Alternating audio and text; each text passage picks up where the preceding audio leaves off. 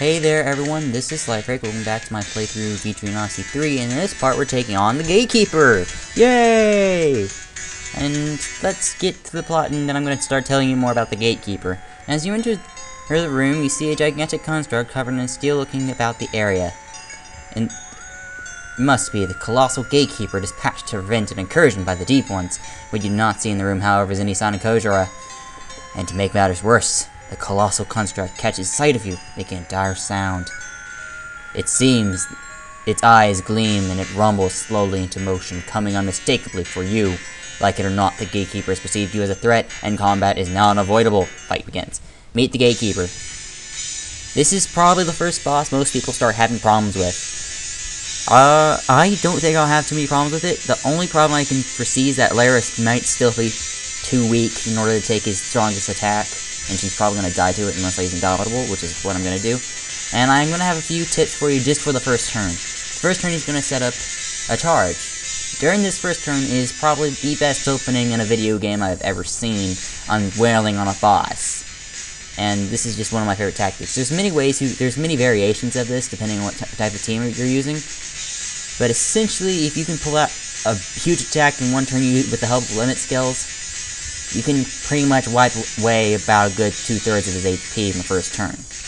As I said, probably one of the best openings I've ever seen, so let's get that started. Start by using a charge tactic, attacking. We'll start by having Kiera actually use a jar, doesn't matter which. Gonna start out with the Hellfire Etheric Charge combo. Mina isn't gonna do anything, she's just gonna attack. And she's going to activate Indomitable and attack. Now check this out. This is just going to be hysterical. Going to take a Saw stance.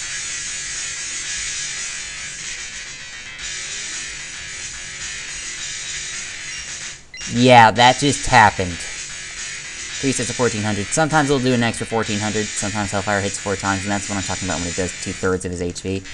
But right now, he's just over half. And during the second turn, you get to defend, otherwise you die.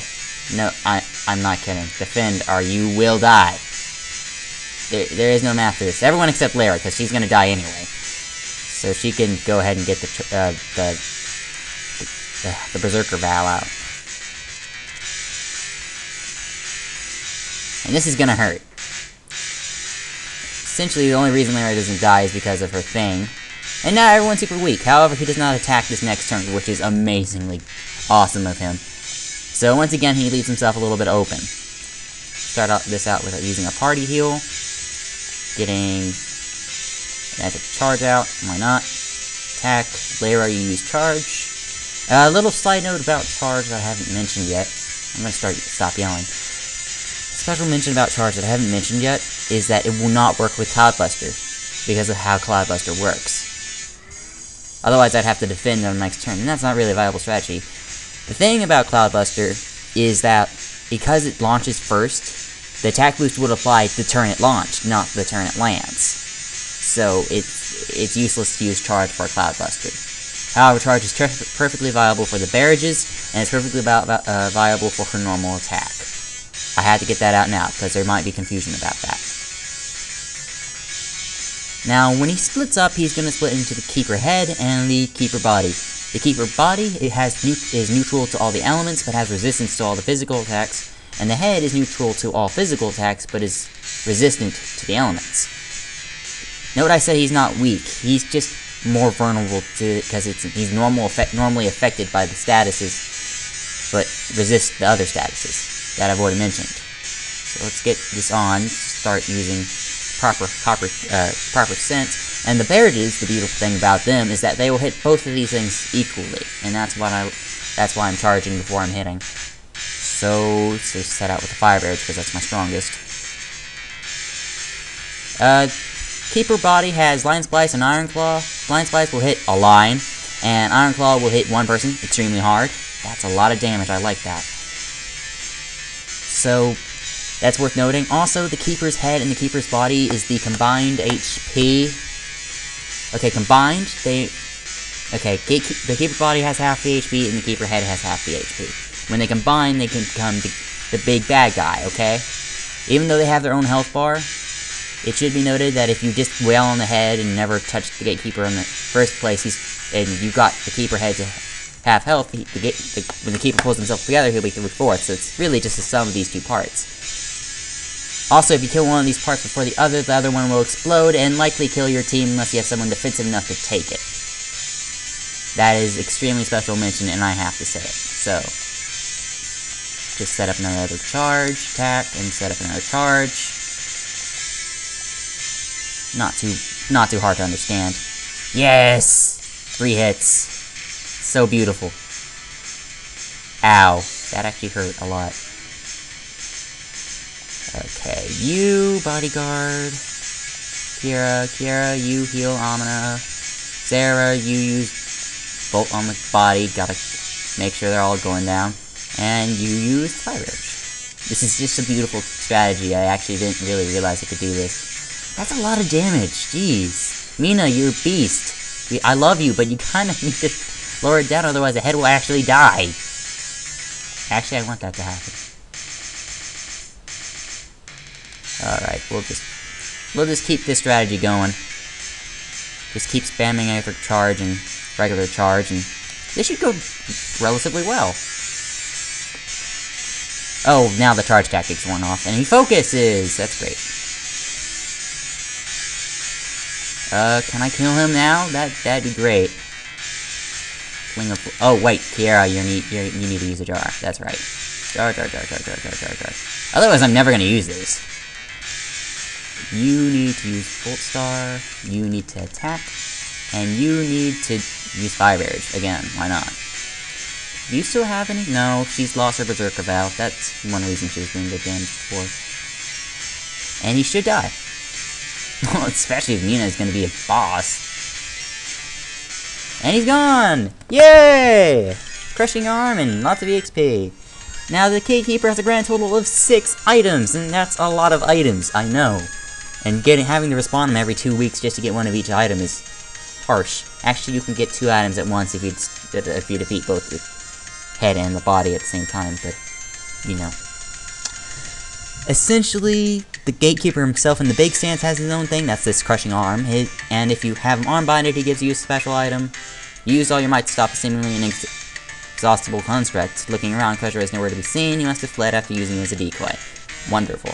You mull over whether you should report to the Blissful King or attempt to pursue Koshiro. Back to items.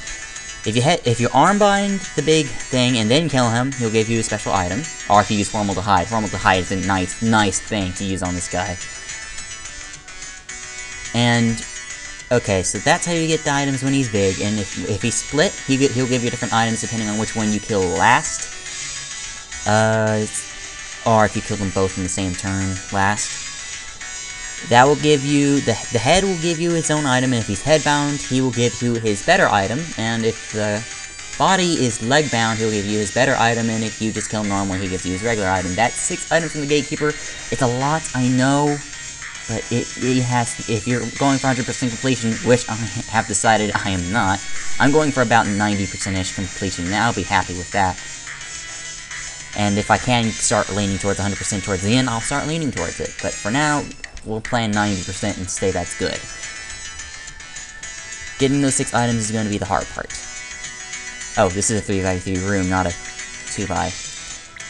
Not a 2x3, it's a 3x3. Then you just leave, and you can go on the raft. Now, here's fun time. You can go back and get this done, but as always, after a boss, I recommend going to the next stratum to get stuff done. Pardon me as I map that out. And there's going to be some crazy stuff here, and there's the stairs, and I'll be going down there in a second. However, I'm going to quickly pause the video so I can map the rest of this out. Because there's nothing here except for one treasure, which of course I'm going to show you. I'm going to see you guys in about 10 seconds. Well, 2 minutes for me, about 1 second for you. Okay, after ignoring the stairs for as long as possible and mapping this out, you'll reach a dead end all the way up here, and this will contain one it's going to make you really happy. And it's gonna be the Sun Key! The Sun Key is an awesome item that'll let you open locked treasure chests that you've seen in the first 2 stratums. I believe they're only in the first 2 stratums. I don't remember seeing a Sun sun key. A sun key being a sun key chest back over here. I mean, this labyrinth, in this stratum, I don't think I've seen a single sun key chest. Mostly in the first two stratums. I'm going to be doing sun keys next episode. Next episode is going to be special case episode. There's a few events in the game I still haven't done, and that's mostly the potato event, the shellfish event, and one more thing. But essentially, I haven't done those events yet, and I'm going to do those next episode. I'm going to do all the sun key chests next episode. So next episode is just going to be all the nice trivial stuff that you can do after you beat the Gatekeeper. But for now, well, you could have done it before the Gatekeeper, the first two things I mentioned, but, you know, I'm going to cover them more in depth. Also, screw this noise, I'm leaving this. I want to get a move on. So, let's leave that behind. That's what's going to happen next episode. Let's just continue forth. And you're going to love this stratum so much. Love how it's actually two different images in this stratum art, and not just one big giant one. And this is my favorite stratum in the... well, my second favorite stratum in the entire game. Of this Etrian Odyssey. This is also, out of all the art I've seen, this is my favorite fourth stratum of all the Etrian Odysseys. Don't get me wrong, the other stratums, other fourth stratums are amazing, but I love this one the most. I especially love this song, and Yuzo Koshiro, I think her name is, did a great job doing the music for this place. High five all around. Wonderful composer. And I love this stratum to pieces. Oh, so nice. Good music, good visuals, awesome enemies. Very few recycled enemies at that. I love this stratum to pieces. And you cannot change my mind. So I'm going to quickly save the game, but we're not ending this episode off here. No, I need to turn in the fourth stratum stuff and get started on the next mission. And don't worry, we're getting to more true ending details later. But it's not important right now. So we're going to go down to the Deep City. We're going to go to the Pierce Branch, sell off all the stuff, and see what we can do shopping-wise. New club that I won't be interested till later, because I might get better ones while Kiera's in the bench. Red fragments, red iron chips, 30 timber. No, do not sell that form of hide. Nothing new? Okay, great. And it's the palace. Alright, Siegfried, let's see what we got. Protect the Gatekeeper.